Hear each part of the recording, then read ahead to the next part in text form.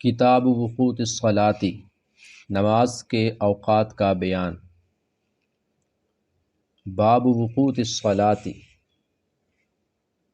نماز کے اوقات کا باب۔ موطا امام مالک حدیث نمبر 1۔ ابن شہاب زہری بیان کرتے ہیں کہ ایک مرتبہ حضرت عمر بن عبدالعزیز رضی اللہ عنہ نے ایک نماز کو تاخیر سے ادا کیا، تو حضرت عروہ نے، جن کے والد کا نام زبیر ہے، ان کے پاس تشریف لائے اور انہیں بتایا کہ جب حضرت مغیرہ بن شعبہ کوفہ کے گورنر تھے تو انہوں نے ایک نماز کو تاخیر سے ادا کیا۔ حضرت ابو مسعود انصاری رضی اللہ عنہ ان کے پاس تشریف لائے اور فرمایا، اے مغیرہ، یہ تم نے کیا کیا؟ کیا تم نہیں جانتے کہ حضرت جبرائیل علیہ السلام نبی صلی اللہ علیہ وسلم کی خدمت میں حاضر ہوئے، انہوں نے ایک نماز ادا کی، نبی صلی اللہ علیہ وسلم نے بھی وہ نماز ادا کی، یعنی ظہر کی نماز۔ پھر اگلی نماز کے وقت میں انہوں نے نماز ادا کی، نبی صلی اللہ علیہ وسلم نے بھی نماز ادا کی، یعنی عصر کی نماز۔ پھر انہوں نے نماز ادا کی، پھر نبی صلی اللہ علیہ وسلم نے بھی نماز ادا کی، یعنی مغرب کی نماز۔ پھر حضرت جبرائیل علیہ السلام نے نماز ادا کی، نبی صلی اللہ علیہ وسلم نے بھی نماز ادا کی، یعنی عشاء کی نماز۔ پھر انہوں نے نماز ادا کی، نبی صلی اللہ علیہ وسلم نے بھی ان کے ساتھ نماز ادا کی، یعنی صبح و فجر کی نماز۔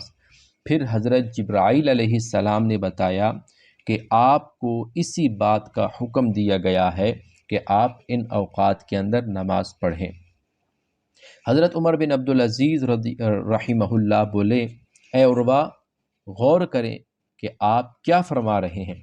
حضرت جبرائیل علیہ السلام نے نبی صلی اللہ علیہ وسلم کو نماز کے اوقات بتائے تھے؟ تو عروہ نے جواب دیا، حضرت ابو مسعود انصاری رضی اللہ عنہ کے صاحبزادے بشیر نے یہ روایت اسی طرح بیان کی ہے، او کما قال علیہ الصلاۃ والسلام۔ حدیث نمبر 2۔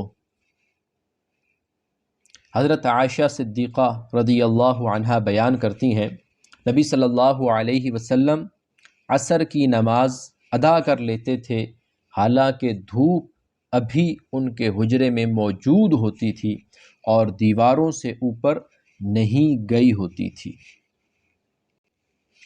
حدیث نمبر 3۔ عطاء بن یسار بیان کرتے ہیں کہ ایک شخص نبی صلی اللہ علیہ وسلم کی خدمت میں حاضر ہوا اور آپ صلی اللہ علیہ وسلم سے فجر کی نماز کے وقت کے بارے میں دریافت کیا۔ نبی صلی اللہ علیہ وسلم نے کوئی جواب نہیں دیا۔ اگلے دن نبی صلی اللہ علیہ وسلم نے صبح صادق کے فوراً بعد فجر کی نماز پڑھا دی۔ اس سے اگلے دن آپ صلی اللہ علیہ وسلم نے روشنی پھیل جانے کے بعد فجر کی نماز پڑھائی اور پھر دریافت کیا، اس نماز کے وقت کے بارے میں سوال کرنے والا شخص کہاں ہے؟ ان صاحب نے عرض کی، یا رسول اللہ، میں یہی ہوں۔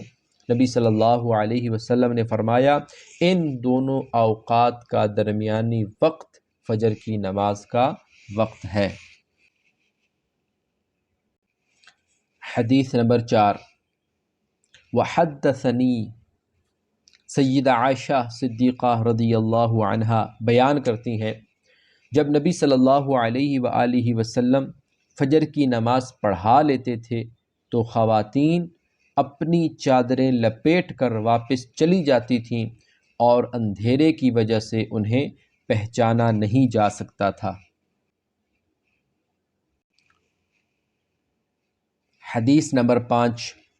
حضرت ابو ہریرہ رضی اللہ عنہ سے روایت ہے کہ نبی صلی اللہ علیہ وآلہ وسلم نے فرمایا، جو شخص سورج نکلنے سے پہلے صبح کی نماز کی ایک رکعت پا لے، اس نے صبح کی نماز پا لی، اور جو شخص سورج غروب ہونے سے پہلے عصر کی ایک رکعت پا لے، اس نے عصر کی نماز پا لی۔